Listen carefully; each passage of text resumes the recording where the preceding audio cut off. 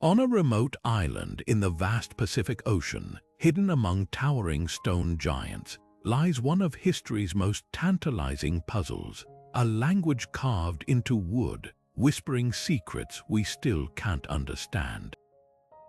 This is the Rongorongo script of Easter Island, a cryptic collection of symbols etched by hands long gone, their meaning locked away for centuries. Imagine holding a message from the past, one that refuses to reveal itself no matter how hard we try. That's the frustration and fascination of Rongorongo, the only known indigenous writing system from Oceania, yet it remains undeciphered, a ghost of a civilization that once thrived in isolation. What were they trying to tell us? Were these carvings sacred hymns, historical records, or something even more profound? The answers might still be out there, waiting to be uncovered. This isn't just about cracking an ancient code, it's about connecting with a people who built an entire culture on one of the most isolated places on Earth. The creators of Rongorongo lived in a world without outside influence, developing their own traditions, beliefs, and this mysterious script entirely independently. How did they invent writing without any contact with other literate societies?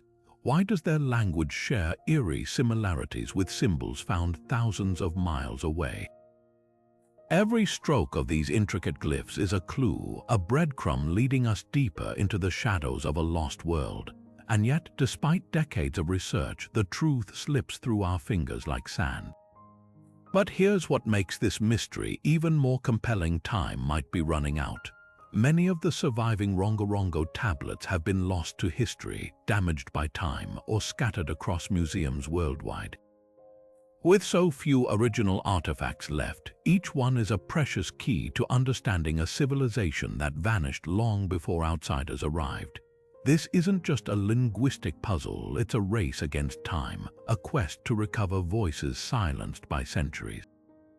So join us as we unravel the enigma of Rongorongo, exploring its bizarre symbols, the theories behind its origins, and the latest breakthroughs that could finally bring this ancient script back to life. The story of Easter Island isn't just about stone heads.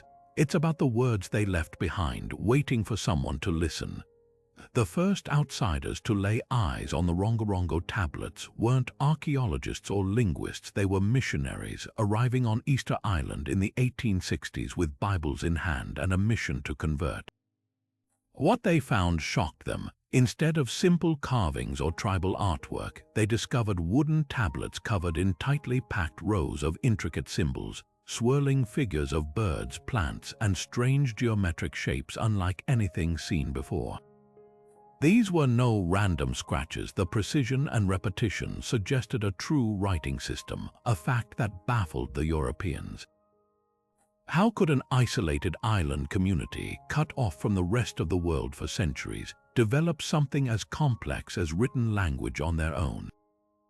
One of the earliest accounts comes from Eugene Iraud, a French priest who wrote in 1864 about the tablets, describing them with a mix of awe and unease. To him, they seemed almost heretical, a relic of the island's pagan past, and that's where the tragedy begins. In their zeal to erase indigenous beliefs, the missionaries didn't just dismiss Rongorongo, they actively destroyed it.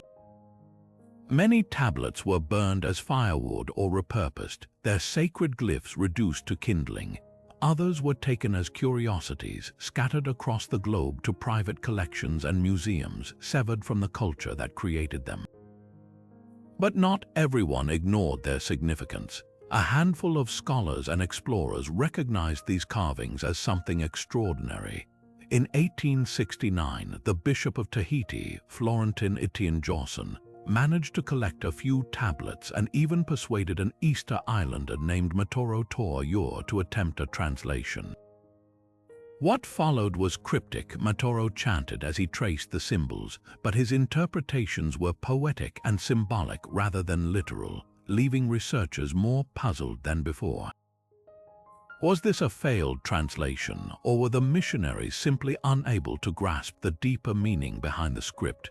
By the late 19th century, as more tablets surfaced in Europe, linguists began to realize the enormity of the puzzle before them.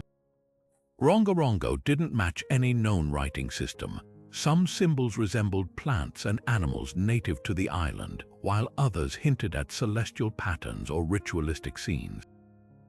But without a living tradition to explain them, the carvings became silent witnesses to a lost world.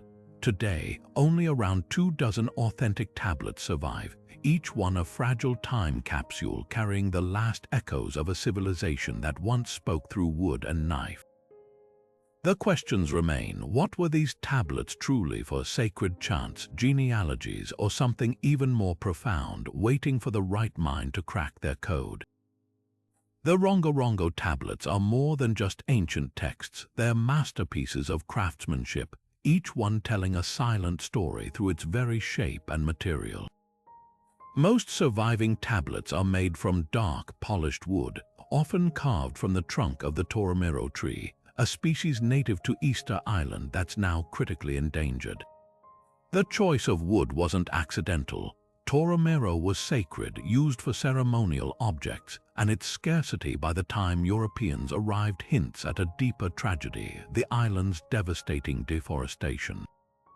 Some tablets even repurposed driftwood or salvaged timber, suggesting that by the time Rongorongo reached its peak, the islanders were already running out of resources, forced to carve their history onto whatever wood they could find. The tablets themselves vary in size, from small handheld pieces barely longer than a ruler to larger panels stretching over 2 feet. But no matter their dimensions, each one is a testament to painstaking skill.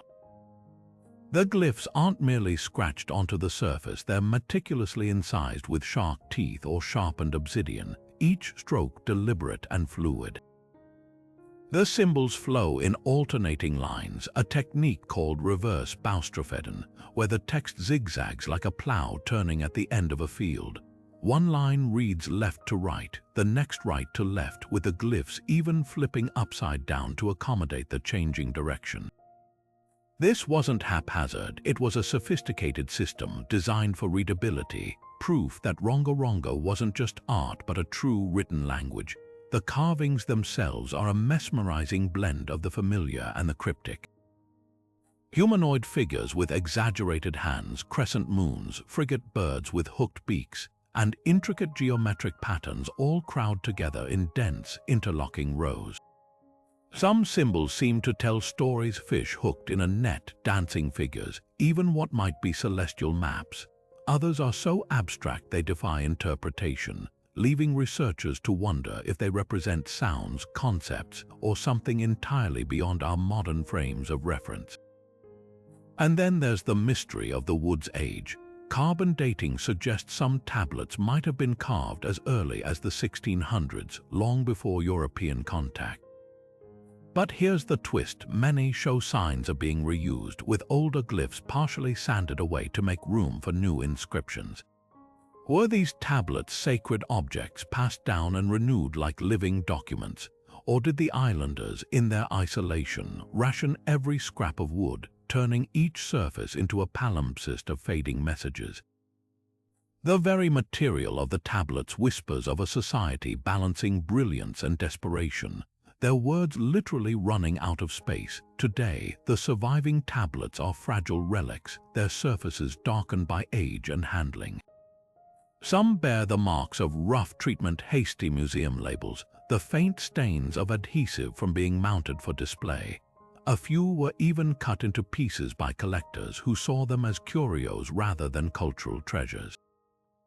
Yet despite the damage, their power endures. Holding one is like touching the last breath of a lost world, a world that poured its knowledge into wood before vanishing into silence. The symbols of Rongorongo aren't just mysterious, they're a linguistic enigma that defies every attempt at classification. Unlike Egyptian hieroglyphs or Mesopotamian cuneiform, which gradually gave up their secrets through bilingual inscriptions and living descendant languages, Rongorongo stands utterly alone. There's no Rosetta Stone for Easter Island, no modern speaker to bridge the gap between past and present. Each glyph is a locked door, and linguists are still fumbling for the key. Take the famous staff god symbol, a stick-like figure with a crescent head often repeated in sequences. At first glance, it resembles the anthropomorphic gods of other Pacific cultures, but without context, we can't say if it represents a deity, a chief, or something entirely different. Compare this to Egyptian hieroglyphs, where the falcon-headed Horus or the ibis-shaped Thoth had clear roles in myth and ritual. Even undeciphered scripts like Linear A from Crete share symbols with its deciphered cousin, Linear B, giving scholars a starting point. Rongorongo offers no such clues. Its symbols exist in a vacuum, their meanings erased by time. Then there's the baffling structure of the script itself. Some glyphs appear to be logograms, single symbols representing whole words or concepts, like the sun or a canoe. Others might be phonetic, standing for syllables or sounds, similar to how cuneiform evolved from pictographs to a more flexible writing system. But here's the catch: Rongorongo mixes these possibilities in ways that don't match any known pattern. A single tablet might contain rows of bird glyphs followed by abstract geometric shapes, with no obvious grammar or syntax to link them.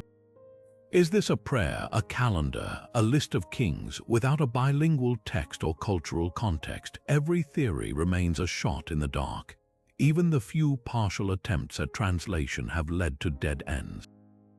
In the 1950s, linguist Thomas Barthel proposed that some glyphs represented genealogical information, pointing to sequences that could denote family lineages. Decades later, computer analysis suggested statistical patterns akin to those in known writing systems, hinting that Rongorongo wasn't just decorative. But without a way to test these theories, they remain tantalizing possibilities, not breakthroughs. The cruel irony is that Rongorongo might not even be a fully developed writing system in the way we understand it. Some researchers argue it could be proto-writing, a symbolic code for rituals or memory aids, not a true language capable of recording complex ideas. Imagine a hymn where every symbol triggers a memorized verse in the singer's mind, but the glyphs themselves aren't read in a literal sense. This would explain why early attempts at translation, like Matoro's chanting, felt more like ceremonial recitation than decoding. Yet the most haunting question isn't just how to read Rongorongo, it's why it exists at all. Writing systems typically emerge in societies with centralized administration, trade, or dense populations needing record-keeping. Easter Island had none of these. Its people lived in small, scattered clans with no evidence of large-scale bureaucracy. So why carve these intricate tablets? Were they sacred objects meant only for priests? A final, desperate attempt to preserve knowledge as their world collapsed. Every glyph is a whisper from a civilization that refused to be forgotten, even as the trees fell and the statues toppled. Today, the quest to crack Rongorongo continues, with scholars using everything from AI pattern recognition to comparative analysis with Polynesian oral traditions.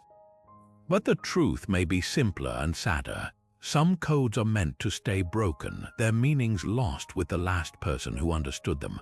Rongorongo might not be a puzzle waiting to be solved, but a monument to all the things history chooses to keep silent. The origins of Rongorongo have sparked one of the fiercest debates in linguistic history. Was this script a stroke of genius born in isolation, or did it emerge from fleeting contact with the outside world? The answer could rewrite our understanding of human innovation. On one side, proponents of independent invention argue that Easter Island's extreme isolation makes the creation of Rongorongo all the more extraordinary. For centuries, the island's inhabitants had no contact with other literate cultures, yet somehow they developed a writing system brimming with complexity. This wasn't just carving. It was a deliberate arrangement of symbols with clear patterns, suggesting a true written language. If proven, it would place Rongorongo among the handful of writing systems invented from scratch, like Sumerian cuneiform or Chinese oracle bones. Imagine the brilliance required to conceive writing without any outside influence, a testament to human creativity flourishing even at the edge of the world. But skeptics raise a compelling counterpoint. The first confirmed sighting of Rongorongo tablets occurred just years after European ships arrived in the 1860s.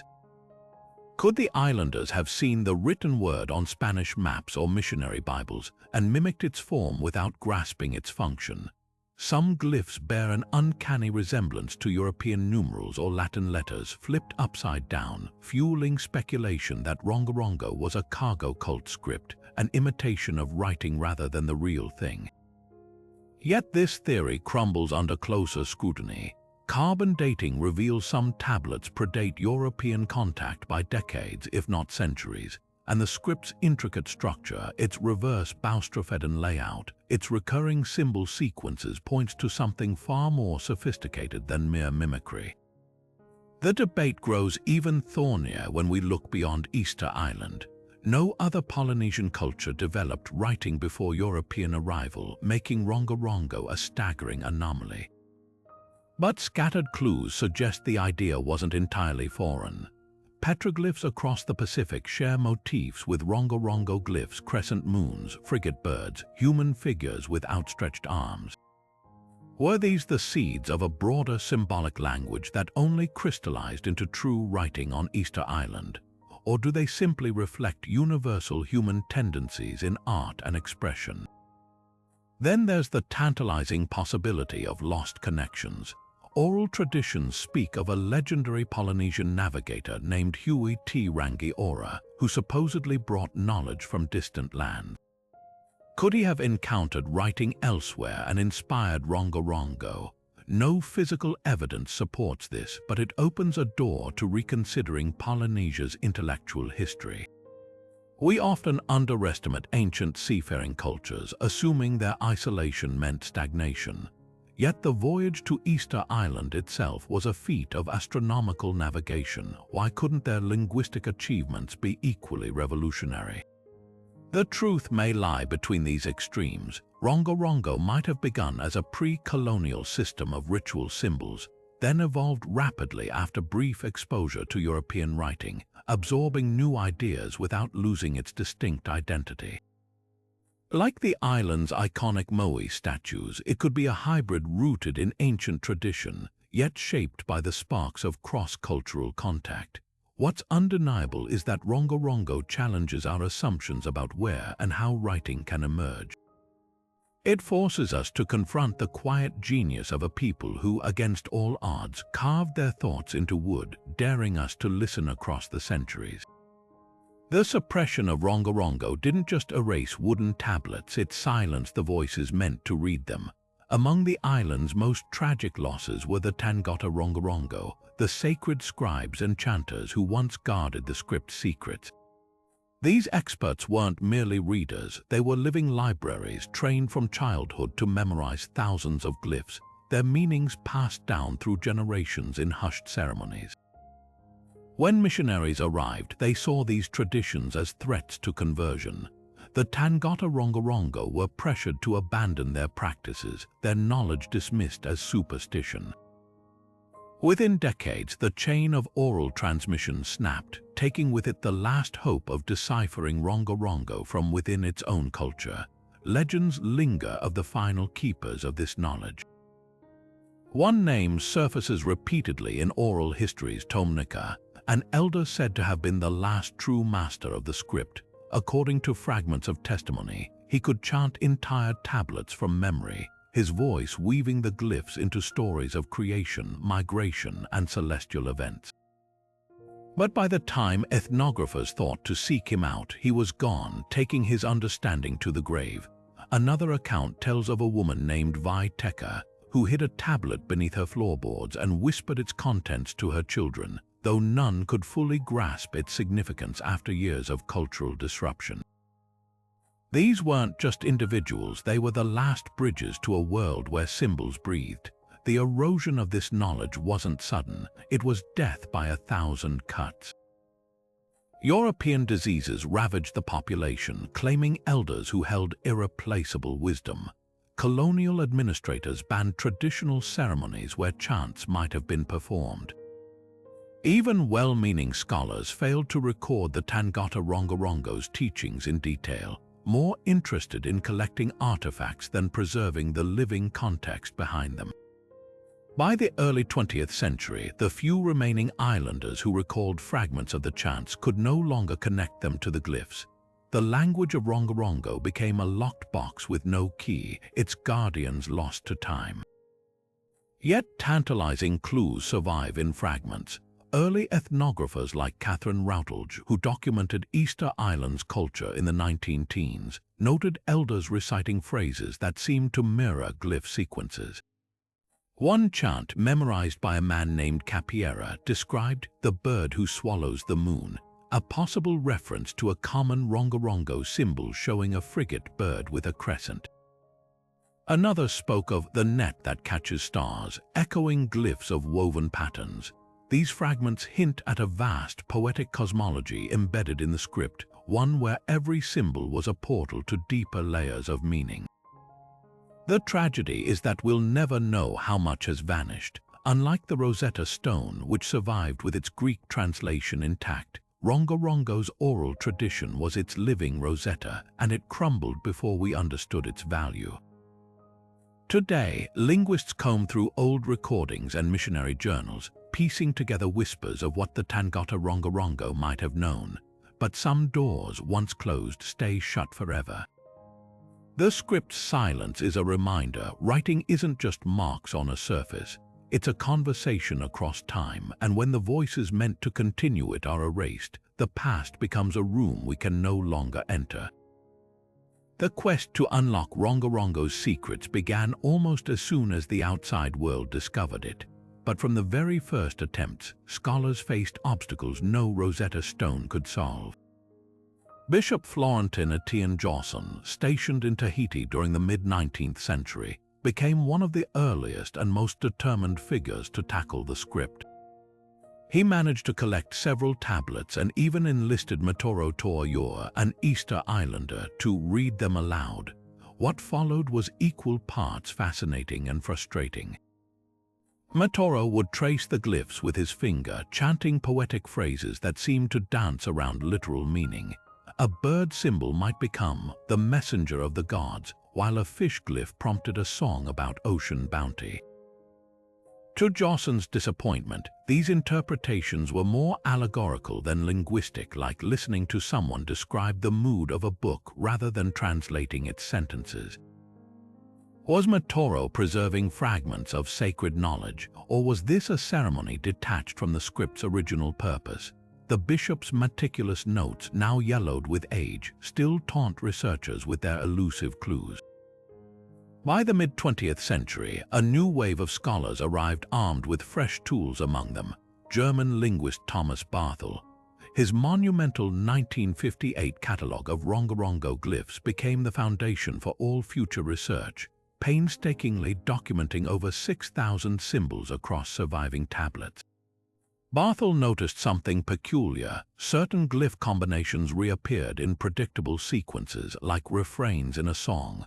He theorized these might represent genealogies, listing ancestors or chiefs in ritual order. One striking sequence shows a row of glyphs resembling crouching figures, each connected by lines. Could this depict a lineage, with each symbol marking a generation? Barthel's work opened doors, but without a bilingual key or living tradition to confirm his hunches, Rongorongo remained a locked vault. Modern technology promised breakthroughs where human eyes had failed. In the 21st century, researchers turned to computational analysis, feeding glyph patterns into algorithms designed to detect linguistic structures.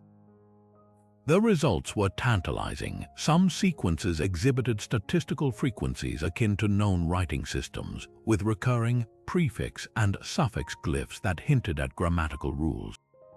One team even mapped Rongorongo symbols against the island's oral chants, searching for phonetic echoes. Did a particular bird glyph correspond to a syllable in traditional songs? Yet for all their processing power, computers hit the same wall as humans. Without cultural context, patterns alone can't reveal meaning. The limitations cut deep. Consider the Voynich manuscript, that infamous unreadable book. Decades of computational analysis have yielded theories but no consensus. Rongorongo faces a worse fate. At least the Voynich has its pages intact. Many Easter Island tablets were burned or disassembled before scholars could study their full context. Some surviving pieces are mere fragments, their glyphs cut mid-sequence like sentences torn in half. Even the most advanced algorithms can't reconstruct what fire and time have erased.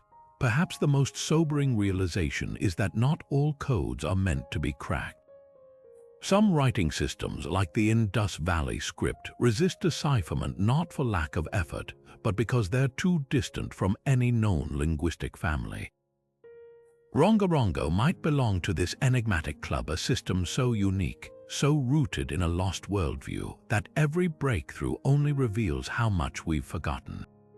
The islanders didn't carve their words for us, they carved them for themselves, never imagining the day their voices would fall silent.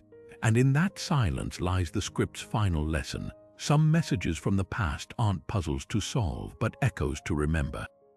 Stephen Roger Fisher stepped onto the fractured stage of Rongorongo studies in the 1990s with a bold claim. He could read parts of the script. His announcement sent shockwaves through the academic world, not just for its audacity, but for its methodology. Fisher, a linguist known for deciphering ancient Cretan scripts, argued that certain Rongorongo glyphs represented a lunar calendar, meticulously tracking the phases of the moon.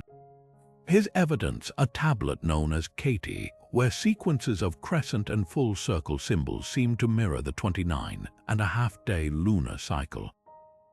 To Fisher, these weren't random carvings, they were mathematical notations, a celestial ledger kept by island astronomers. Critics pounced immediately.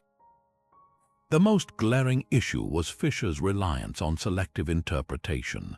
He'd isolated a handful of glyphs that fit his theory while ignoring surrounding symbols that didn't align. A row of crescents might resemble moon phases, but what about the frigate birds and zigzag patterns flanking them? Opponents argued this was cherry-picking, forcing modern assumptions onto an ancient system without accounting for its full complexity. Renowned linguist Jacques Guy compared it to seeing the letter C in English and declaring it must always mean cat, ignoring its endless other uses.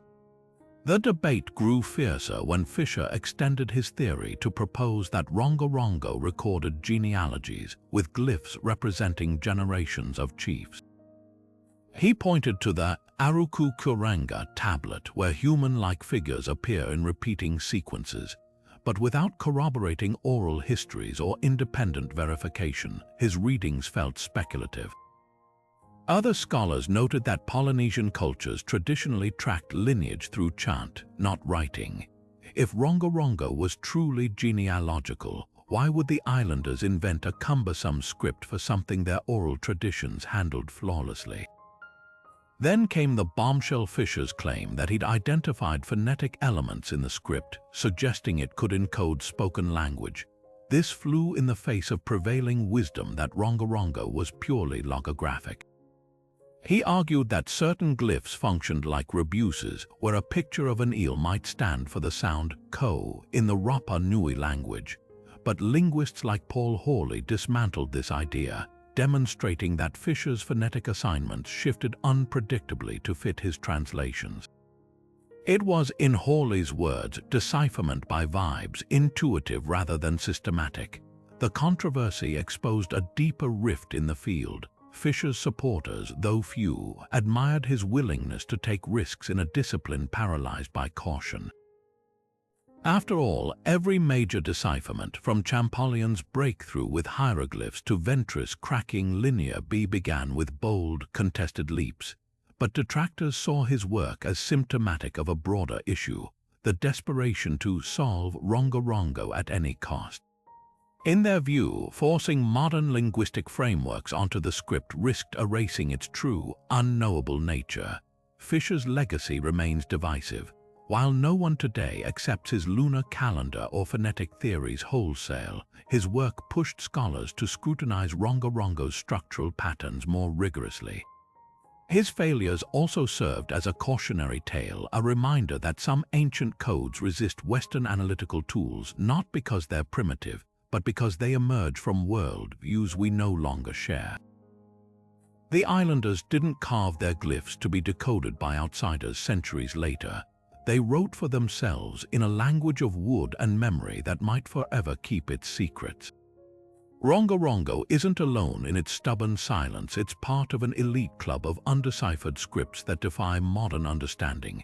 Take Linear A, the enigmatic writing system of ancient Crete. Like Rongorongo, it emerged from an isolated culture, the Minoans, who left behind clay tablets covered in swirling symbols. Both scripts share a haunting similarity. They're just familiar enough to hint at meaning, yet never quite yield to analysis.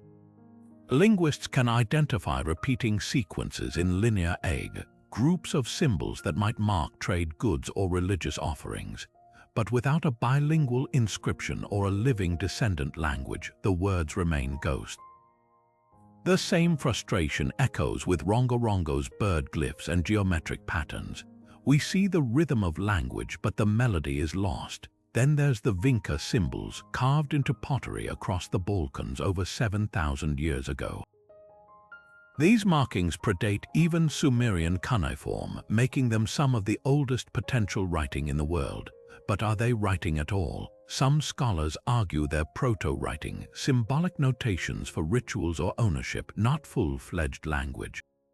This debate mirrors the one surrounding Rongorongo. Could Easter Island's glyphs be a sophisticated mnemonic device, meant to jog the memory of trained chanters rather than convey literal meaning? The Vinca symbols taunt us with the same question: where does art end and writing begin?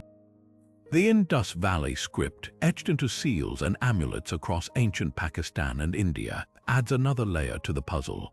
Unlike Rongorongo's bold, fluid glyphs, Indus symbols are tiny and precise, often arranged in short clusters. Computer analysis suggests statistical patterns akin to language, yet after a century of study, no one can say if these symbols represent words, sounds, or something else entirely. The cruel irony: the Indus people traded with Mesopotamia, where cuneiform was deciphered long ago. Their script had every opportunity to be understood, but context evaporated before we could grasp it. Rongorongo suffers the same fate. Even if Easter Islanders had contact with outsiders, their writing developed in such isolation that modern linguistics lacks the tools to bridge the gap. What unites these scripts isn't just their undecipherability, it's what they reveal about the fragility of human communication. Writing systems don't vanish because they're poorly designed. They disappear when the cultures that nurtured them collapse or transform beyond recognition. Linear A faded when Mycenaean Greeks conquered Crete, replacing it with Linear B. The Vinca culture dissolved into obscurity, taking its symbols' meanings with it. And Rongorongo, it outlasted the society that created it, but only as a hollow shell, its voices silenced by time and upheaval. Yet there's a twist: some undeciphered scripts eventually find their Rosetta Stone. Linear B, once as inscrutable as Linear A, was cracked in the 1950s when Michael Ventris matched its symbols to early Greek. The key had been there all along. Archivists just needed the right lens to see it. Could Rongorongo's breakthrough lie buried in some overlooked museum crate or a half-remembered chant? Or will it remain a testament to the limits of our understanding, a reminder that not all stories are meant to be read? The answer might not lie in the glyphs themselves, but in the patience to listen, not for words, but for the whispers of a world we'll never fully know. Among the most striking figures in Rongorongo's glyphs are the recurring motifs of frigate birds, their sleek wings arched, their hooked beaks unmistakable. These aren't just decorative elements, they're potential keys to understanding how the script might intertwine with one of Easter Island's most dramatic rituals, the Birdman cult. Known as Tangata Monu, this annual competition was no simple sporting event. It was a high-stakes spiritual trial that shaped the island's political and cosmic order. Contestants would scale razor-sharp cliffs to retrieve the first sooty-tern egg of the season, swimming through shark-infested waters to bring it back intact. The winner's patron became the island's spiritual leader for the year, a direct link between the human world and the divine. Could the bird-centric glyphs of Rongorongo be records of these ceremonies, or even instructional texts for the rituals themselves? The parallels are too compelling to ignore. Several tablets feature sequences where bird glyphs appear alongside human figures in postures eerily reminiscent of the birdman trials, arms outstretched as if balancing on rocks, or bodies curved like swimmers mid-stroke. One fragment, now housed in Berlin's Ethnological Museum, shows a bird glyph with what looks like an egg nestled beneath its wing, followed by a line of smaller glyphs resembling waves. If this depicts the egg hunt, it would confirm Rongorongo's role in documenting sacred traditions. But there's a twist. Some scholars argue these carvings might not just describe the ritual, they could have been used in it. Imagine priests unfurling tablets during ceremonies, their chants guided by the glyphs like a liturgical script, each symbol triggering memorized verses about ancestors, seasons, or celestial omens. Astronomy adds another layer to the mystery. The birdman competition coincided with the arrival of migratory birds, an event tied to the lunar calendar. Intriguingly, certain Rongorongo sequences show bird glyphs paired with crescent shapes or star-like symbols, suggesting celestial observations. Did the islanders track astronomical cycles to predict the optimal time for the ritual? This wouldn't be unique. Polynesian cultures were master navigators who read the stars like maps, but Rongorongo might offer something unprecedented, a written record of that knowledge. Tablet G, now in Santiago, Chile, contains a section where bird glyphs alternate with what appear to be constellations, arranged in patterns that mirror the night sky over Easter Island during key seasonal transitions. Yet controversy lingers. Critics point out that the birdman cult's peak came after most Rongorongo tablets were carved, raising questions about which influenced the other. Could the glyphs have originated as an older tradition, later absorbed into Tangata Manu ceremonies, or did the cult's rise spur a new wave of tablet production, adapting earlier symbols for new purposes? The answer might lie in the wood itself. Some tablets show signs of being repurposed, older glyphs partially erased to make room for bird motifs, as if updating sacred texts for a changing world. What's undeniable is how deeply both Rongorongo and the birdman cult were tied to survival. In a society teetering on ecological collapse where deforestation led to starvation and conflict, these rituals weren't just spiritual exercises, they were acts of renewal. The frigate bird glyphs might symbolize more than a ceremony. They could be prayers for abundance carved by a people watching their island die. Every stroke of the knife was a plea to the gods, a hope that the birds, and with them fish, rain, and life, would return. The silence of Rongorongo isn't just the loss of a language. It's the sound of an entire world holding its breath. The night sky wasn't just a backdrop for the people of Easter Island. It was a sacred text written in constellations and celestial movements. Among Rongorongo's most enigmatic glyphs are those that seem to map the heavens, crescents that mirror moon phases, clusters of dots resembling star patterns, even symbols that could depict eclipses. These aren't random scratches, they're potential records of cosmic events that guided every aspect of island life. Polynesians were master navigators, using the stars to cross thousands of miles of open ocean. It's no stretch to imagine their descendants on Easter Island turning that same skyward gaze into a written language of the cosmos. Take the moon glyph, a recurring crescent shape often paired with human figures or birds. Some scholars, like astronomer William Liller, argue these sequences could track lunar cycles critical to agriculture and ritual. One tablet fragment shows 18 crescents in a row close to the 19-month metonic cycle used by ancient cultures to predict eclipses. Could Rongorongo have been a celestial calendar carved to mark the passage of time in a world without written dates? The idea gains traction when you consider how other Polynesian societies, like the Maori, used lunar calendars to regulate planting and fishing. If Easter Island's priests could predict an eclipse, their power would seem divine, a fact worth preserving in wood. Then there's the provocative sun glyph, a circle with radiating lines often flanked by frigate birds. In 1869, a solar eclipse darkened Easter Island's skies, an event so dramatic it likely entered oral tradition. Could this glyph commemorate that moment or others like it? Eclipse lore runs deep in Polynesia. The Maori tell of Rahu, a demon who swallows the sun. On Easter Island, the legendary King Hotu is said to have prophesied an eclipse before his death. The overlap between myth and astronomy raises a tantalizing possibility. Rongorongo might encode not just observations but the stories woven around them. But the most compelling celestial clues lie in the star glyphs, tight clusters of dots that mirror Polynesian star compasses. Tablet O, now in Vienna, shows a sequence where these clusters alternate with wave-like symbols as if charting a course across the sea. This wouldn't be unusual. Polynesian navigators memorized hundreds of star paths, using them like highways. The Hawaiian star compass, for example, divides the horizon into 32 directional houses, each tied to specific stars.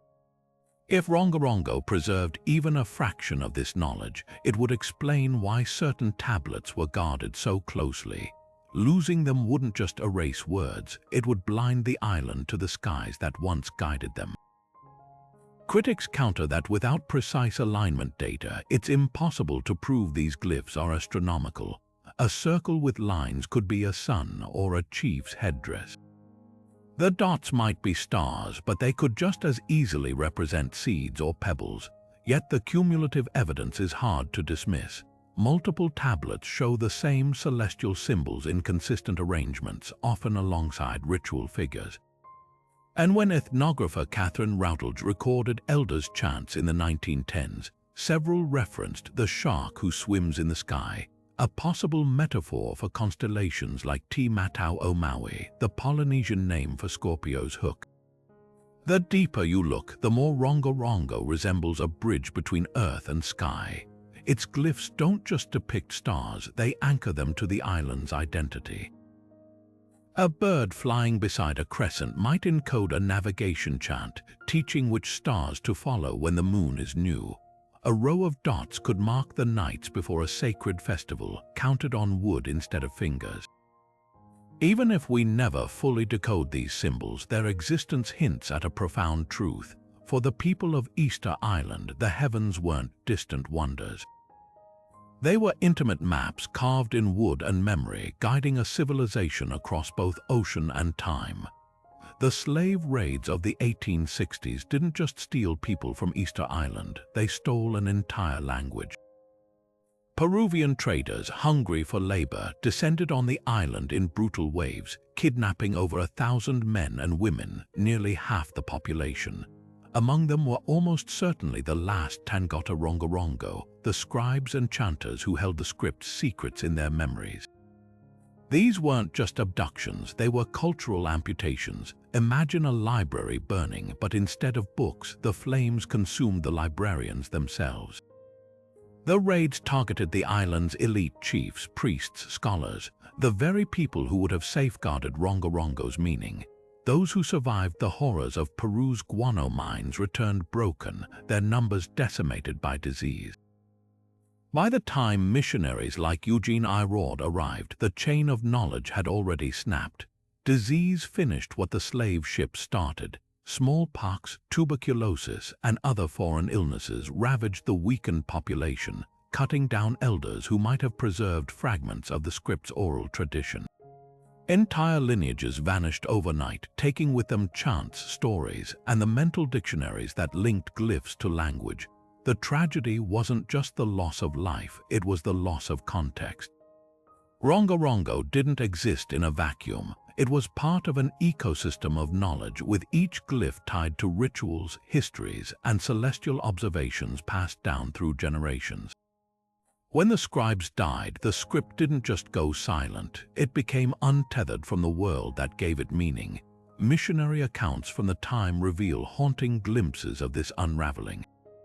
One priest described finding a group of elders huddled around a tablet, tracing the glyphs with trembling fingers, their voices barely above a whisper. They recognized the symbols but could no longer recall the chants that once brought them to life. It's a scene that echoes across colonial history, the moment when a living tradition becomes a relic when words outlast their speakers. The missionaries, oblivious to what they were witnessing, dismissed these rituals as pagan mumblings. They didn't realize they were watching the last sparks of a dying fire. Yet even in this devastation, resistance flickered. Some islanders hid tablets in caves or buried them beneath their homes, refusing to let the last physical traces of Rongorongo be destroyed. Oral histories tell of a man named Ungara, a renowned scholar who reportedly burned his own tablets rather than let them fall into foreign hands, a final act of defiance. Others, like Matoro Toyor, attempted to bridge the gap for outsiders, but his poetic interpretations were shadows of a deeper understanding already lost. The script survived, but as a hollow shell, its soul scattered with the winds. The true cost of this erasure becomes clear when we compare Rongorongo to other scripts that narrowly escaped oblivion. The Cherokee syllabary, for example, was preserved because Sequoyah documented and taught it systematically before his culture's disruption. The Maya glyphs endured because descendants kept fragments of their spoken language alive, giving modern scholars a linguistic Rosetta Stone. Rongorongo had no such lifeline. Its guardians were torn away, its context erased, leaving behind beautiful, baffling carvings that stare at us like unblinking eyes from the past.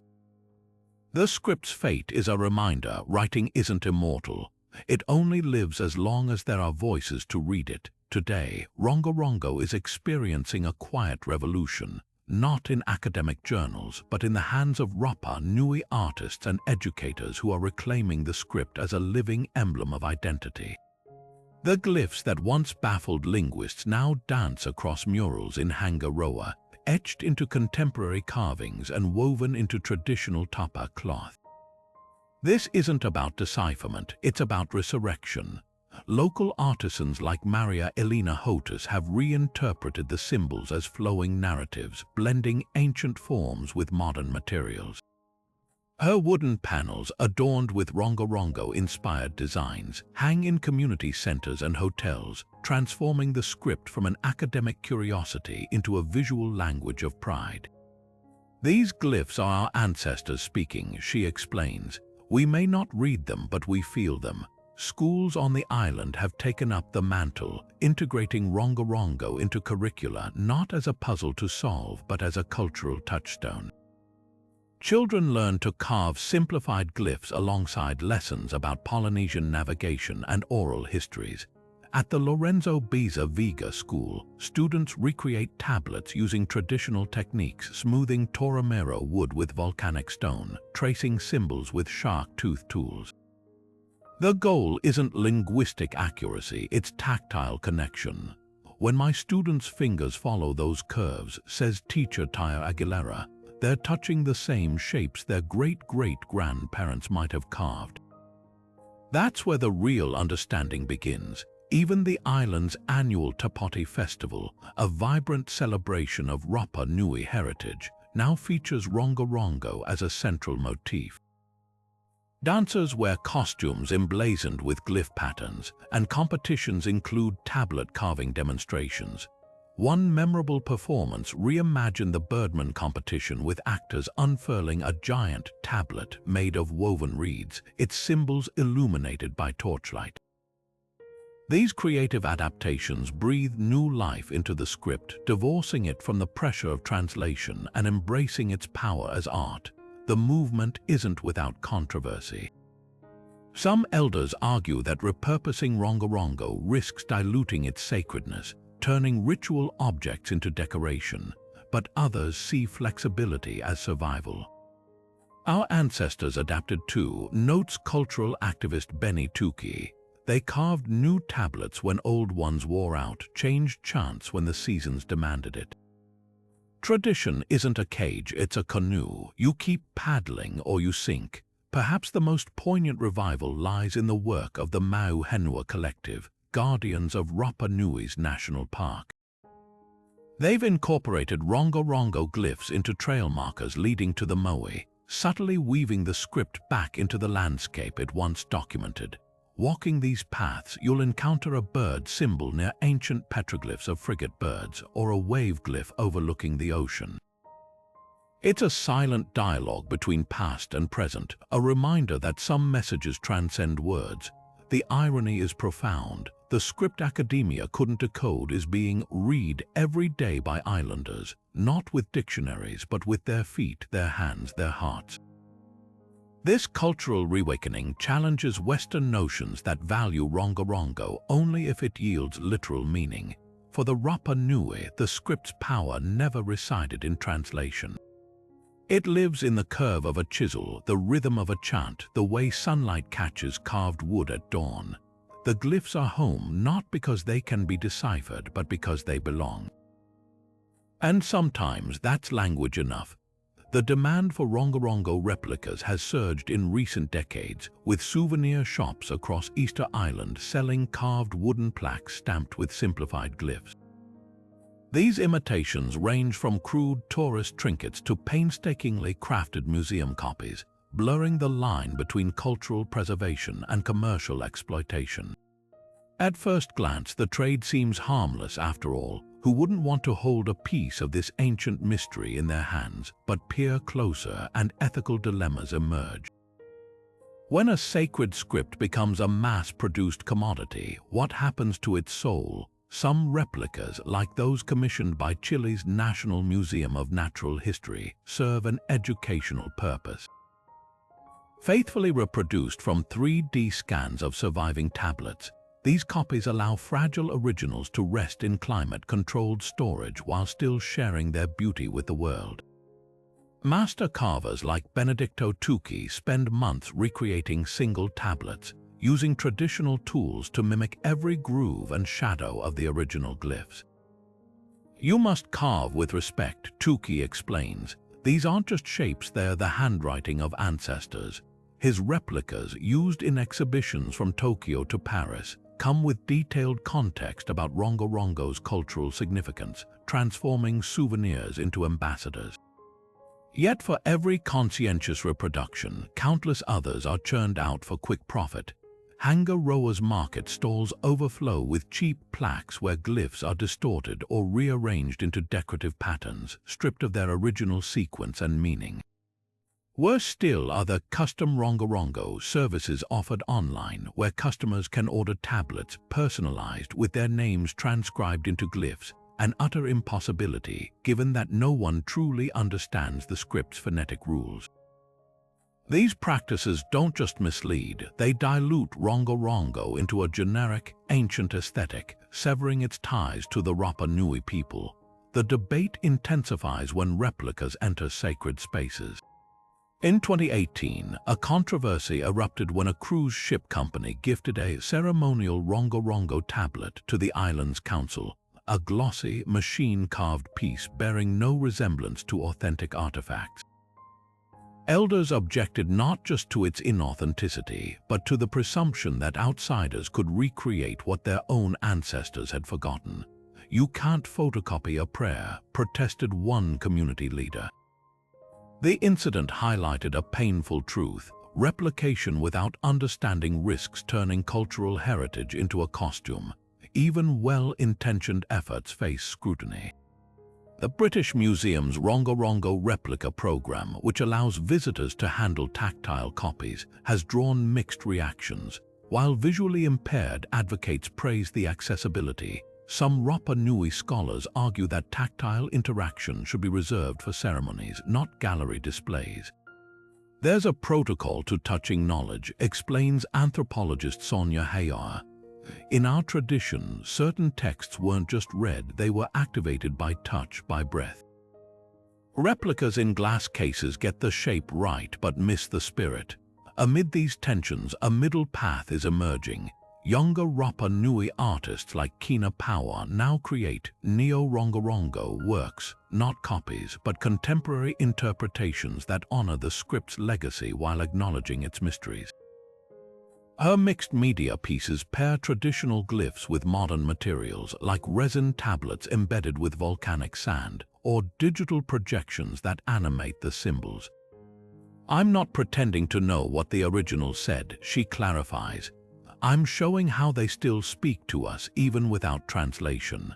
This approach, neither exploitation nor rigid preservation, suggests a way forward, treating Rongorongo not as a relic to be frozen or mined, but as a living conversation between past and present.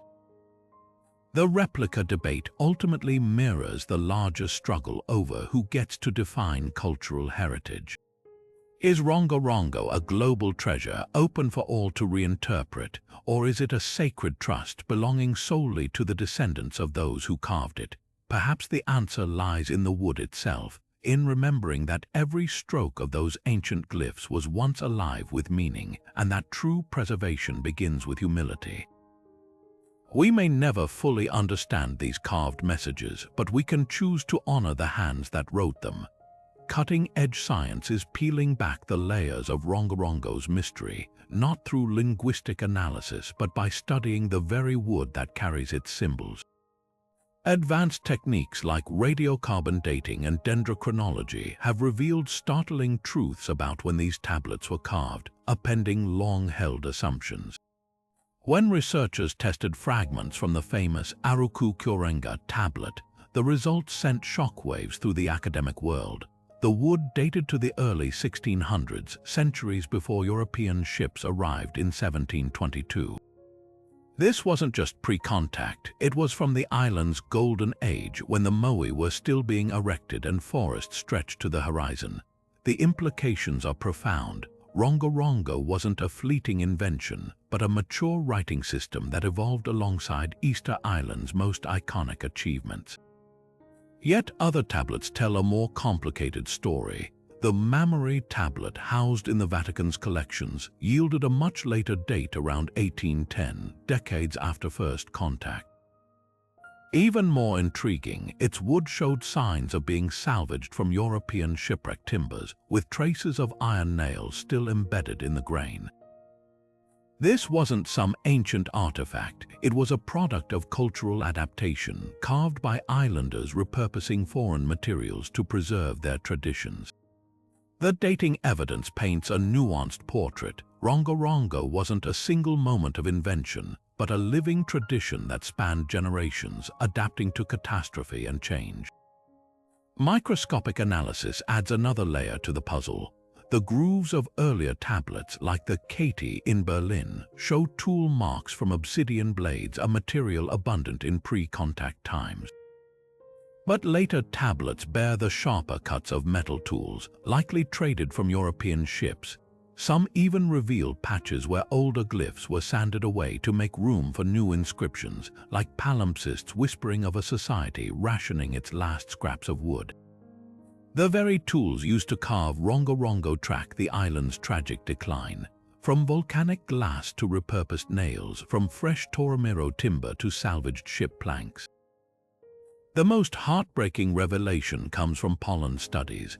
Core samples taken from Easter Island's crater lakes show Toromiro pollen vanishing around 1650, coinciding with the deforestation crisis. Yet some of the youngest tablets are made from this sacred wood, suggesting they were carved from the last surviving trees, perhaps even recycled from older tablets. Imagine the desperation. A civilization watching its world disappear, frantically scratching its history onto the last precious scraps before the knowledge vanished forever. These scientific insights don't just date the tablets, they rewrite Rongorongo's biography.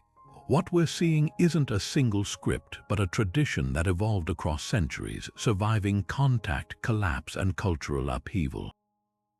The wood's rings and tool marks form their own silent language, one that tells a story even the glyphs themselves might not, of resilience in the face of oblivion. The idea that Rongorongo tablets speak or contain epic tales is a seductive myth, one born more from Western romanticism than historical evidence. Early explorers, dazzled by the intricate glyphs, spun fantasies of these wooden slabs reciting legends when touched by moonlight or chanting myths when read aloud. But the truth is far more practical and in many ways more fascinating. These weren't storybooks, they were likely tools of power, precision, and ritual. Consider the physical limitations. Most surviving tablets are densely packed with glyphs, some cramming hundreds of symbols into a space no larger than a laptop screen. This isn't the layout of a narrative meant to unfold dramatically. It's the structure of a reference text designed for quick consultation. Think of a modern pharmacist flipping through a dosage chart or a priest checking liturgical instructions mid-ceremony. The glyphs' tight, repetitive sequences suggest structured information, not flowing prose. Even the famed reverse baustropheden layout, where lines alternate directions, points to efficiency, not theatrical delivery. You wouldn't arrange a gripping tale in zigzagging lines meant to be traced with a finger. You'd use it for records needing systematic review. Then there's the content itself. Unlike mythological texts from other cultures, say, the Epic of Gilgamesh with its sprawling narrative Rongorongo lacks clear storytelling elements. No tablets show the classic hero's journey sequences found in deciphered scripts. Instead, we see repetitive glyph clusters, rows of birds, fishhooks, or geometric patterns that resemble inventories or ritual formulae. The few partial translations we have, like Matoro's chants, reference practical concepts: the net that gathers fish, the path of the stars, not character arcs or plot twists. If these tablets held stories, they'd likely follow Polynesian oral traditions, where narratives are rich in metaphor and repetition. Instead, Rongorongo's patterns feel more like a farmer tracking lunar cycles or a priest noting ritual steps. The administrative theory gains traction when you examine how other ancient civilizations used early writing. Sumerian cuneiform began as temple receipts. Egyptian hieroglyphs logged royal decrees and grain stores. Even the Maya, whose glyphs include myths, primarily recorded dynastic histories and astronomical data. Isolated societies rarely invent writing for literature. They create it to manage resources, track time, or codify rights. On resource-starved Easter Island, where survival depended on meticulous timing of fishing and planting, a script for tracking seasons or rationing supplies makes grim sense. The glyphs might not recount legends of gods, they could be ledgers of desperation, carved as the last trees fell. But to dismiss Rongorongo as mere accounting misses its spiritual weight. Polynesian cultures didn't separate the practical from the sacred. A fishing tally wasn't just a list, it was a prayer for abundance. The talking board's myth errs not in sensing magic in the glyphs, but in assuming that magic took the form of bedtime stories. These tablets likely held knowledge so vital, so intertwined with survival, that their keepers guarded them like holy texts. Perhaps they dictated when to launch canoes by star paths or how to chant a sick child back to health. That's a different kind of storytelling, not entertainment, but the whispered instructions of a civilization trying to outlast its own collapse. The tragedy isn't that Rongorongo fails to match our romantic expectations, it's that we've been looking for the wrong kind of magic. These aren't pages from a fairy tale, they're the fingerprint of a people who turned wood into memory, who carved their world's rhythms into something lasting. That's a story worth listening to, even if we never fully understand the words. Among the few surviving accounts of Rongorongo readers, one name stands out for its rarity: a woman named Yuho, described in fragmentary missionary records as the old wise one who traced the singing wood. In a society where most named chanters were male, Yuho's existence shatters long-held assumptions about who held the power of the script. Her presence suggests that literacy on pre-colonial Easter Island wasn't strictly gendered. a radical notion compared to neighboring Polynesian cultures where sacred knowledge typically flowed through male priests and chiefs. The significance becomes clearer when we examine how Rongorongo was used. Unlike other Pacific writing systems tied to royal proclamations or temple rituals, the tablets seem to have served broader communal purposes. Early European accounts mention women consulting tablets during planting seasons, tracing moon glyphs to time crop cycles. Another report describes midwives referencing carved birth symbols during deliveries. This paints a picture of Rongorongo as practical knowledge, accessible across genders for life-sustaining tasks, more akin to a fisherman reading tide charts than a priest decoding scripture. Yet hints of deeper spiritual roles linger. Oral traditions collected by ethnologist Catherine Routledge in the 1910s speak of female ritual specialists called Ivi Atua who interpreted the talking wood during sacred ceremonies. One chant describes women beating drums while a scribe gender unspecified unfurled tablets to guide the rhythm. The blending of these roles challenges our modern binaries between domestic and sacred, between practical literacy and esoteric knowledge. Perhaps most revealing is the physical evidence. Several tablets bear grooves worn smoother on the left side consistent with right-handed users. But the famous Tahua tablet shows even wear on both edges, as if frequently turned by multiple readers. Microscopic analysis reveals some grooves contain traces of plant fibers, possibly from women's traditional tapa cloth gloves worn during ceremonies. These aren't the marks of a script reserved for elite men. They're the fingerprints of a community sharing knowledge across boundaries. The tragedy is how quickly this egalitarian potential was erased. Post-contact records show European observers dismissing female Rongorongo knowledge as folk superstition, redirecting education efforts solely toward boys. By the 1880s, when anthropologists began serious study, the surviving experts were overwhelmingly male, not because the tradition had always been patriarchal, but because colonial pressures had reshaped it. Yuho and her counterparts didn't just vanish, they were written out of the script story, their contributions sanded away like the reused tablets they once read. Today, contemporary Rapa Nui women are reclaiming this legacy. Master carver Lorna Tuki Power trains daughters alongside sons in glyph reproduction techniques, while linguist Nohikura Melka teaches Rongorongo-inspired art in gender-mixed classrooms. Our ancestors didn't separate knowledge by men's work and women's work. Power notes running her fingers along a replica tablet's grooves. The wood remembers what the history books forgot. In these revived practices lies a quiet revolution, not just deciphering Rongorongo, but restoring the full chorus of voices it was meant to carry. The silencing of Rongorongo wasn't an accident, it was policy. When missionaries like Eugene I. Rord arrived on Easter Island in the 1860s, they didn't just bring Bibles, they carried a blueprint for cultural erasure. Their reports reveal a chilling certainty: to civilize the Rapa Nui, their past had to be dismantled. Sacred wooden tablets were tossed onto bonfires as heathen relics, while the Tangata Rongorongo, the script's keepers, were pressured to abandon their traditions or face exile.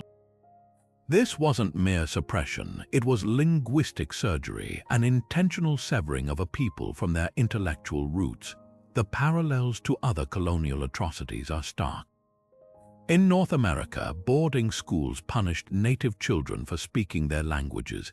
In Australia, Aboriginal songlines were banned as sorcery. The destruction of Rongorongo fits this global pattern, a deliberate campaign to replace indigenous knowledge with colonial frameworks. What makes Easter Island's case especially devastating is the speed of the unraveling. Unlike the Maya, whose glyphs faded gradually over centuries, Rongorongo's disconnection happened within decades.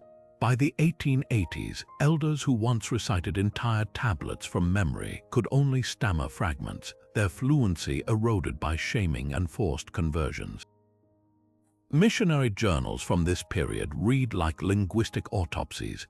One entry describes an elderly man tracing glyphs with tears in his eyes, whispering that the chance no longer came. Another recounts children scolded for mimicking the devil's alphabet in the sand. The loss wasn't just academic, it was generational trauma carved into the collective memory.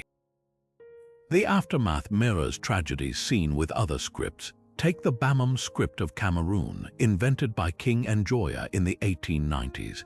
Like Rongorongo, it flourished briefly before colonial administrators banned it, fearing its power to unify resistance.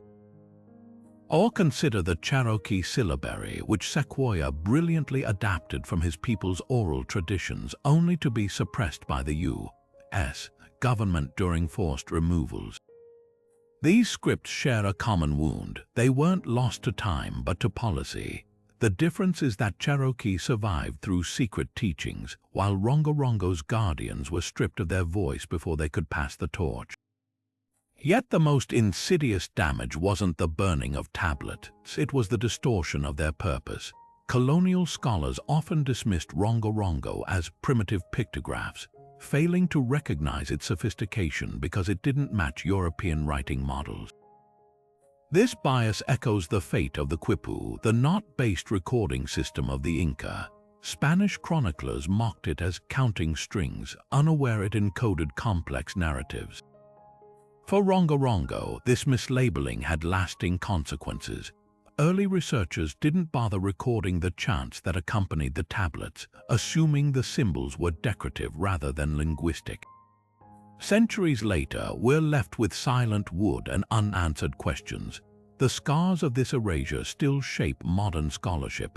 Many surviving tablets are scattered across European museums, divorced from their cultural context. The Louvre's Chauvet tablet sits beside Egyptian hieroglyphs labeled as oceanic curiosities. The Vatican's collection holds the Mamre tablet, once used for lunar reckonings, now displayed as anthropological artifacts. This dislocation isn't neutral, it reinforces the colonial narrative that these objects belong to humanity's past, not to living descendants fighting to reclaim them. Recent restitution efforts, like Chile's return of 2 tablets in 2021, acknowledge this injustice, but the road to repair is long. Perhaps the cruelest irony is that the missionaries who sought to erase Rongorongo inadvertently preserved its fragments. Irod's journals, meant to document his victory over paganism, now serve as crucial records of traditions he helped destroy.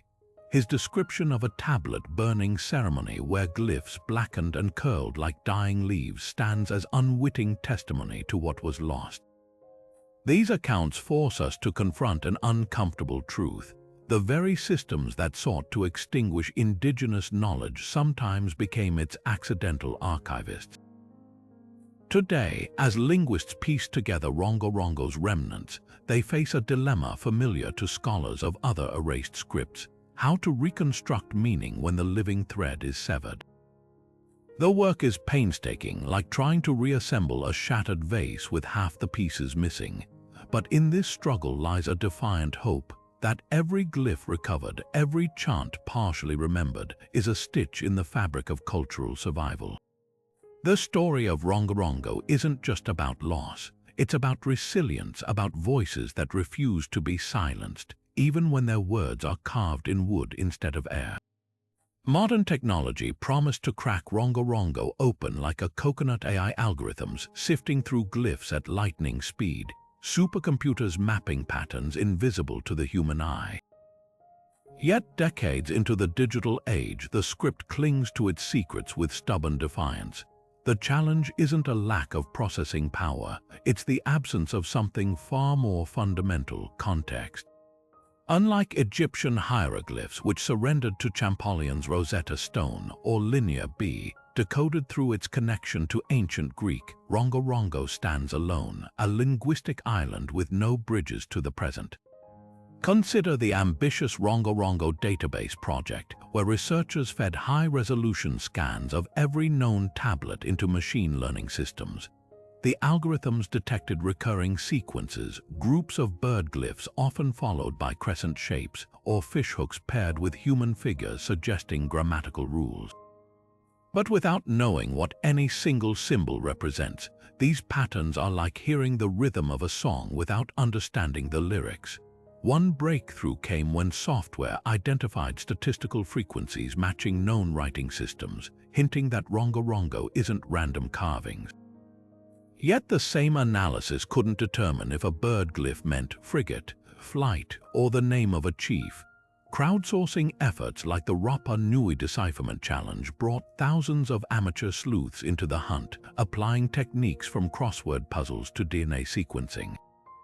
Some noticed glyphs resembling Polynesian petroglyphs from Hawaii to New Zealand, sparking theories about shared symbolic languages. Others matched sequences to oral chants recorded in the 1920s, where certain glyphs aligned with repeated syllables. But these leads fizzled without a bilingual text, a single anchor point to tether speculation to meaning. The cruel irony: technology excels at solving puzzles with clear parameters. AI decoded parts of the ancient Ugaritic script in hours because it shared roots with Hebrew. But Rongorongo emerged from total isolation, a closed system with no linguistic relatives. Even 3D imaging, which revealed tool marks and erased layers on reused tablets, can't tell us why a priest smoothed away old glyphs to carve new ones. Were they updating records, correcting errors, or repurposing sacred objects in a time of scarcity? The wood holds forensic clues, but the intent evaporated with the carvers. Perhaps the most sobering lesson lies in comparing Rongorongo to other undeciphered scripts. The Voynich manuscript, despite its global army of armchair cryptographers, remains unreadable because it lacks cultural context. The Indus Valley script, though analyzed by quantum computers, defies translation because its underlying language is extinct. Rongorongo's plight is worse. It's not just missing a Rosetta Stone. It's missing the very voices that could explain what writing meant to its creators. Modern tools can map the branches of this linguistic tree, but the roots were severed long ago. Yet hope flickers in unexpected places. A 2023 study used spectral imaging to uncover faded glyphs on the back of the large Santiago tablet, previously invisible to the naked eye. These hidden symbols revealed a startling fact. Some repetitive sequences were actually variations, subtle differences suggesting dialects or evolving meanings over time. Meanwhile, computational linguists are cross-referencing glyphs with the only surviving Polynesian scripts invented post-contact, like the Tahitian missionary alphabet, searching for borrowed concepts. The truth may be that Rongorongo resists not because it's too complex, but because it's too alien. Its logic springs from a worldview shaped by isolation, where birds were messengers to the gods and wood was scarce as gold. Our algorithms search for grammar, but its carvers might have thought in spirals of metaphor and memory. Until we find a way to step inside that lost mindscape, the script's whispers will stay just beyond our grasp, a reminder that some doors, even in the age of AI, remain locked from the inside. The idea that Rongorongo might share roots with ancient South American scripts isn't just a wild theory. It's a tantalizing thread connecting two of archaeology's greatest mysteries. At the heart of this debate lies a single, provocative question. Could Polynesian voyagers have reached Ecuador's shores, or did South American cultures sail west, bringing their writing systems to Easter Island? The notion seems far-fetched until you examine the eerie similarities between Rongorongo glyphs and symbols found in the Valdivia culture of coastal Ecuador, dating back over 4,000 years. Zigzag patterns resembling ocean waves, stylized bird figures with curved beaks, even humanoid shapes with raised arms. These motifs appear on both sides of the Pacific, separated by thousands of miles of open water. Proponents of this trans-Pacific connection, like linguist Catherine Clark, point to more than just visual parallels. The Valdivia culture's artifacts include pottery marked with sequences of symbols that, like Rongorongo, follow a tight, repetitive structure. Some fragments show what looks like a rudimentary boustrophedon pattern, where lines alternate direction, a layout shockingly similar to Easter Island script. Even more intriguing are later Inca Quipu chords, which some researchers argue share conceptual DNA with Rongorongo's glyph clusters. Both systems seem to encode information through positional patterns, where the arrangement of symbols matters as much as the symbols themselves. But skeptics counter with hard questions. If South American writing influenced Rongorongo, why don't we find intermediate examples across Polynesia? And why does carbon dating place the oldest Rongorongo tablet centuries before the Inca Empire rose? The Valdivia culture predates Easter Island's settlement by millennia, leaving a gap even wider than the ocean between them. Norway's Thor Heyerdahl famously proved with his Kon-Tiki expedition that balsa rafts could theoretically drift from Peru to Polynesia, but floating passively on currents isn't the same as intentional two-way cultural exchange. The strongest evidence might lie in something far more tangible than symbols: the sweet potato. This South American crop spread across Polynesia centuries before European contact, its name Kumara strikingly similar to the Quechua term Cayuma. If tubers could cross the Pacific, why not ideas? Archaeologist José Miguel Ramirez argues that sporadic contact between Polynesians and coastal South Americans could have seeded symbolic exchanges without full-scale migration. A lone canoe journey gone astray, a shipwrecked sailor traded between cultures. These thin threads might explain why Rongorongo and Valdivia motifs mirror each other without sharing a full writing system. Yet the silence of other evidence is deafening. No South American script has been found on any Polynesian island besides Easter Island. No Rongorongo-like symbols appear in Chile's Mapuche carvings or Peru's Moche pottery. The Valdivia glyphs themselves remain undeciphered, making comparisons speculative at best. Even the sweet potato's journey could have been seed pods drifting on ocean currents rather than human transport. The Pacific is vast, and similarities might be just that, similarities, born from universal human tendencies to depict birds, waves, and human forms in stylized ways. The most balanced view comes from Rapa Nui elders themselves, who have long oral traditions of a legendary navigator named Hui T. Rangi Ora returning from an eastern voyage with marks that spoke. These stories, passed down before European contact, don't mention South America by name, but they leave room for the possibility of outside inspiration.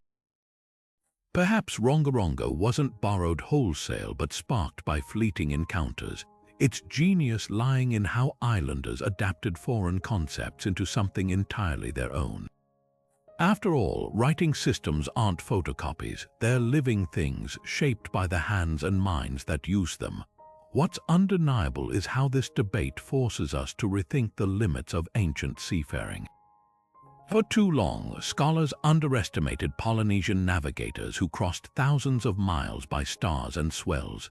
If Rongorongo holds traces of South America, it wouldn't just rewrite linguistic history, it would prove that the Pacific was never the barrier we imagined, but a highway of ideas where even the most isolated cultures could exchange whispers across the waves. Until more evidence surfaces, this connection remains a shadow on the water, a shape we can almost but not quite bring into focus. Easter Island's ecological unraveling didn't just topple stone giants, it may have silenced Rongorongo forever.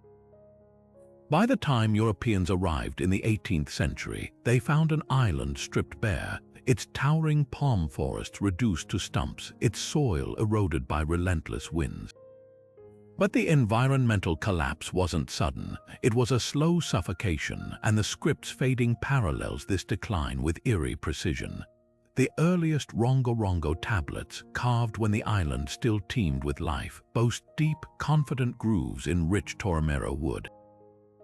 Later examples tell a different story. Their symbols grow cramped and shallow, etched into warped driftwood or recycled fragments, as if each stroke was rationed.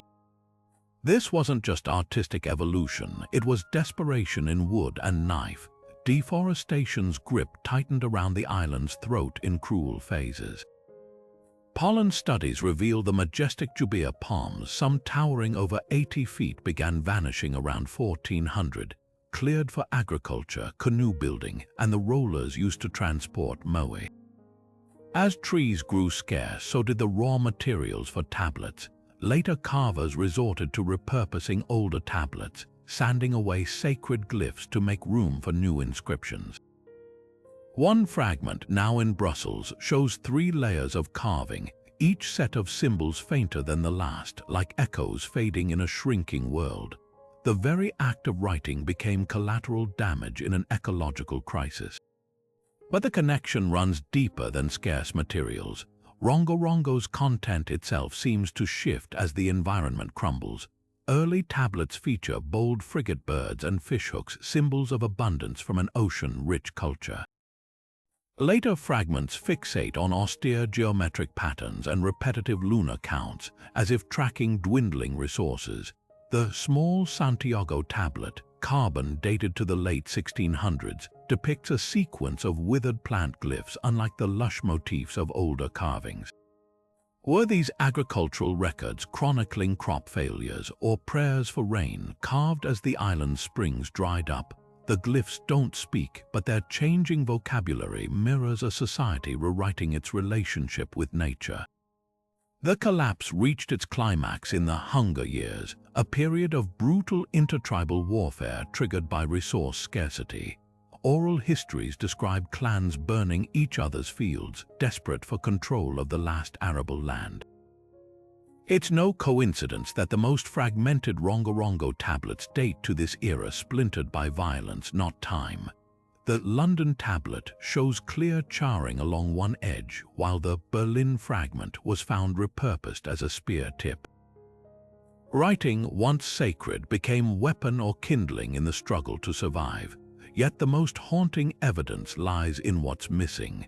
Not a single Rongorongo tablet mentions the moe, the very statues that define Easter Island's identity. This omission screams volumes. If the script flourished during the statue's construction, why ignore them? One chilling possibility. Rongorongo emerged after the cult of the moe collapsed, as a new priestly class sought ways to document their crumbling world. The silence about the statues might mark not oversight but deliberate rejection, a cultural pivot from stone giants to wooden words, as one civilization died and another scrambled to be remembered. The parallel with other collapse epics is uncanny, like the Maya scribes who chiseled their final monuments amid drought, or the Norse Greenlanders who clung to runic writing even as their farms froze. The Rapa Nui scribes seem to have carved their crisis into existence. Their last tablets, thin as whispers on splintered wood, are more than artifacts. They're obituaries not for a people but for a way of seeing the world. The environmental collapse didn't just erase trees, it erased meanings, leaving behind symbols that outlived the minds capable of reading them. In that sense, Rongorongo's unreadability isn't a mystery. It's archaeology's most poignant lesson. Civilizations don't just fall, they forget. Rongorongo's tantalizing mystery hasn't just captivated scholars, it's ignited the imaginations of storytellers, conspiracy theorists, and artists worldwide. The script's cryptic symbols have slithered into novels, films, and even video games, often twisted into plot devices that promise ancient secrets or apocalyptic revelations. Take the Rongorongo Code, a pulpy thriller where a maverick linguist deciphers the script to uncover a doomsday prophecy hidden by Easter Island's ancestors. The book's premise plays on our deepest fascinations, that forgotten languages hold forbidden knowledge waiting for a modern hero to crack them open. Never mind that real-world decipherment is less about globe-trotting adventure and more about squinting at wood grain under microscopes. Popular culture prefers its mysteries served with a side of danger. Filmmakers, too, can't resist Rongorongo's visual allure. A recent indie horror flick, Whispers in the Wood, reimagines the tablets as conduits for vengeful spirits. their glyphs glowing ominously whenever disaster strikes. The trope isn't new, think Indiana Jones meets the Ring, but it underscores how easily undeciphered scripts become blank canvases for our anxieties. Even documentaries aren't immune.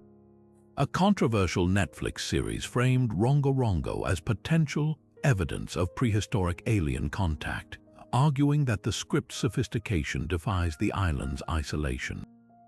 Never mind that Polynesians were master navigators who didn't need extraterrestrial help to invent writing.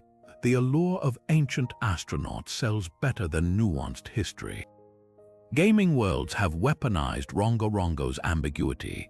In the puzzle game Glyph Quest, players reassemble shattered tablets to unlock portals to other dimensions, while Civilization VI features the script as a relic that boosts cultural research. These portrayals aren't just fantasy, they're modern myth-making, transforming a linguistic enigma into interactive storytelling. The irony, while gamers decode Rongorongo with keystrokes, real researchers spend years debating whether a single glyph represents a bird or a fishhook. Then there's the conspiracy circuit, where Rongorongo gets tangled in webs of pseudo-archaeology.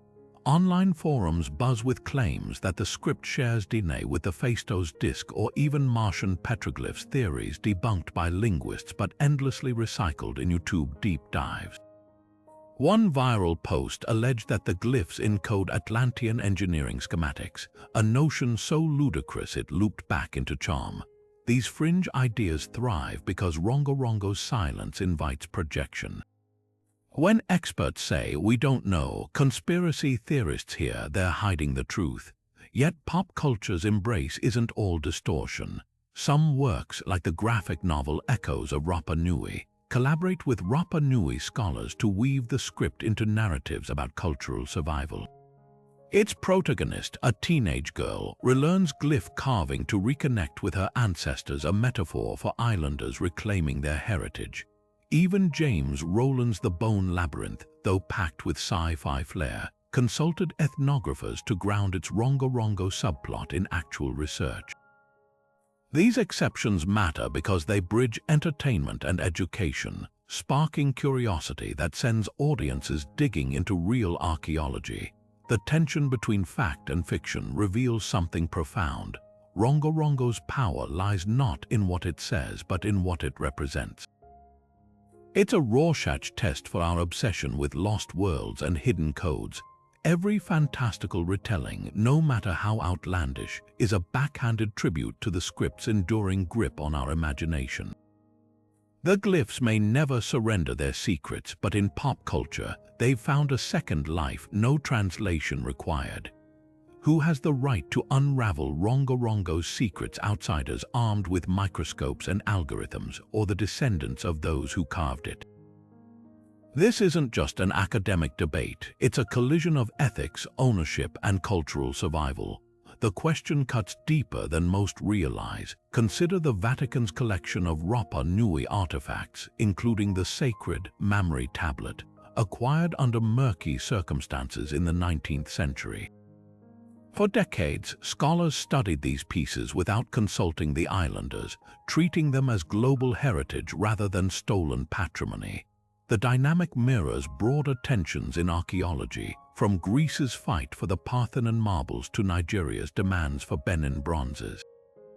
But Rongorongo adds a unique twist. It's not just about returning physical objects, but about who controls the very act of interpretation. The rift sharpened in 2018 when a team of foreign linguists published a controversial paper claiming partial decipherment using AI. Backlash from Rapa Nui leaders was swift. "You don't get to define our ancestors' words," argued council member Mario Tuki. His objection wasn't to the research itself, but to the presumption that outsiders could unilaterally declare a script solved without indigenous input. The incident exposed a raw truth. For the Rapa Nui, Rongorongo isn't a puzzle to crack, it's a legacy to steward. This perspective aligns with global indigenous movements, from Maori efforts to reclaim suppressed scripts to Native American tribes controlling access to sacred petroglyphs. When a culture's written record has been used against them, as missionary accounts misrepresented Rongorongo as primitive scribbles, reclaiming narrative authority becomes an act of healing. Yet some scholars argue that restricting research risks losing knowledge forever. Linguist Alexei Kondratov likens Rongorongo to a burning library, where every delay in decipherment erodes the chance of recovery. He points to collaborative successes like the revival of Hebrew, resurrected through both academic rigor and cultural revival. Writing systems belong to humanity, insists Kondratov, but they thrive through partnership. This middle path has yielded promising models. In New Zealand, universities work alongside Maori elders to study the rare Kohau Rongorongo boards from the Chatham Islands, blending spectral imaging with oral traditions. Similar collaborations are emerging on Easter Island, where young Rapa Nui researchers like Luz Zasso now lead digitization projects, ensuring outsiders can't monopolize the data. The stakes transcend academia. For the Rapa Nui, control over Rongorongo intertwines with broader struggles for autonomy. The script's fate is tied to land rights disputes, tourism revenue, and even debates over who gets to live on the island, a stark reminder that language isn't neutral. When multinational corporations fund decipherment projects while ignoring demands for artifact repatriation, research becomes extraction. Indigenous scholar Linda Tuhiwai Smith frames it bluntly. Decolonization isn't about sharing knowledge, it's about relinquishing power. Some Rapa Nui artists now subvert this dynamic by creating neo-Rongorongo works that deliberately resist translation, asserting their right to cultural ambiguity. Perhaps the most poignant tension lies in the script's very nature. Unlike hieroglyphs or cuneiform, Rongorongo emerged in isolation, shaped by a worldview that may have no modern equivalent. Western linguistics, built on Greek and Latin frameworks, might be the wrong tool entirely. As Elder Carlos Edmonds observes, our ancestors didn't separate words from the wood they were carved on or the chants that brought them to life. This holistic view challenges researchers to ask not just what does it say, but how should it be known. The path forward may lie in redefining success. Rather than racing to declare Rongorongo deciphered, efforts could prioritize preserving the living culture around it, recording elders' fragmentary chants, teaching carving techniques, even exploring how the glyphs inspire contemporary Rapa Nui poetry. In this light, the script's enduring mystery isn't a failure of scholarship, but an invitation to listen more deeply. After all, some silences aren't meant to be broken, they're meant to be respected. The question isn't whether we can decipher Rongorongo. It's whether we should on terms that honor the voices of the past. Technological advances like AI pattern recognition and 3D isotopic analysis will undoubtedly uncover new clues, but they risk reducing the script to a data set rather than a cultural heartbeat. Take the work of the Rongorongo Digital Project, which uses hyperspectral imaging to reveal faded glyphs invisible to the naked eye. While these tools expose hidden layers of carving, they can't reconstruct the chants that once brought those symbols to life. It's like having the sheet music for a symphony but losing the instruments that played it. For the Rapa Nui people, the script's future isn't just about translation, it's about reclamation. Younger generations are forging a middle path between tradition and innovation. At the island's Hangaroa eco-village, teens learn glyph carving alongside coding, creating digital animations that reimagine how the symbols might have moved in ceremonial contexts. We're not trying to solve Rongorongo, explains teacher Rafael Tuki. We're asking how it can speak to us now. This approach mirrors global indigenous movements, like the Maori using augmented reality to revitalize their own once-suppressed scripts. The ethical tightrope is real. When a German tech startup recently crowdsourced Rongorongo analysis without Rapa Nui consultation, it sparked outrage. Contrast that with the collaborative Kohau project, where linguists and elders co-create a database pairing glyphs with surviving oral fragments.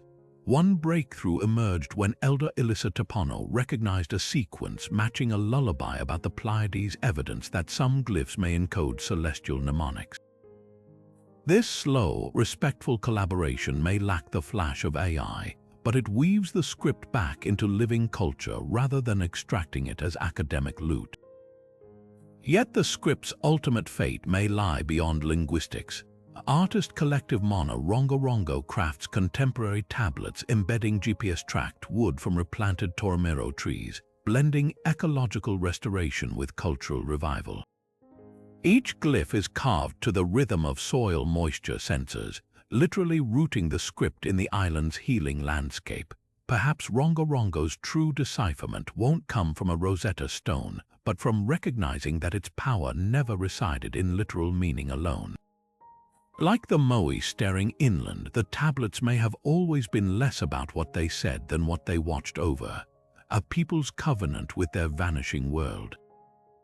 The most radical possibility, that full decipherment, is beside the point. Rapa Nui poet Lina Tomofolau writes glyphs onto biodegradable paper made from mulberry bark, letting rain dissolve them in performances called The Returning. Our ancestors understood some words are meant to fade, she says. In an age obsessed with unlocking every secret, the script's enduring mystery might be its greatest gift, a reminder that not all stories are ours to know. Rongorongo stands as more than an undeciphered script. It's a mirror reflecting humanity's tangled relationship with language, memory, and survival. For all our technological leaps, these carved symbols remain just beyond our grasp, a humbling reminder that some conversations across time were never meant for modern ears. The real mystery isn't just what the glyphs say, but why they persist in haunting us. Unlike Egypt's hieroglyphs or Mesopotamia's cuneiform, which fell silent only to be resurrected by scholars, Rongorongo whispers from a cultural twilight, a writing system born in isolation, fractured by colonial violence, yet still pulsing with unresolved questions. What makes this script so unforgettable isn't its complexity, but the starkness of its story. Here was a people who carved their thoughts into wood as their island collapsed around them, turning trees into time capsules. Every stroke of the knife was an act of defiance against oblivion. The tragedy is that we may never know if these tablets held sacred chants, navigational charts, or warnings for future generations. Yet their very existence challenges our assumptions about how writing emerges, not always from sprawling empires, but sometimes from the edges of the world where innovation burns brightest under pressure. The lesson of Rongorongo isn't just about loss, it's about resilience in the face of erasure. Despite missionaries burning tablets, slave raids stealing knowledge keepers, and museums scattering artifacts, the script endures. Modern Rapa Nui artists now reimagine glyphs in murals and digital art, not as relics but as living emblems of identity. This cultural revival offers a counterpoint to traditional archaeology's obsession with solving the script. Sometimes meaning isn't found in translation, but in the act of preservation itself. So where does this leave us? Perhaps Rongorongo's greatest gift is the space it creates for wonder. Unlike neatly labeled museum pieces, these ragged wooden fragments invite us to sit with uncertainty, to ponder how much history slips through the cracks and what responsibility we hold to listen for its echoes. As you watch this, consider your own theory. Were these glyphs celestial maps guiding sailors under unfamiliar stars, prayers carved as the last trees fell? Or something we haven't yet imagined? The conversation doesn't end when the video does, it's just beginning. After all, some mysteries aren't meant to be broken open. They're meant to be carried like the weight of ancient wood in modern hands, reminding us that language isn't just about what's said but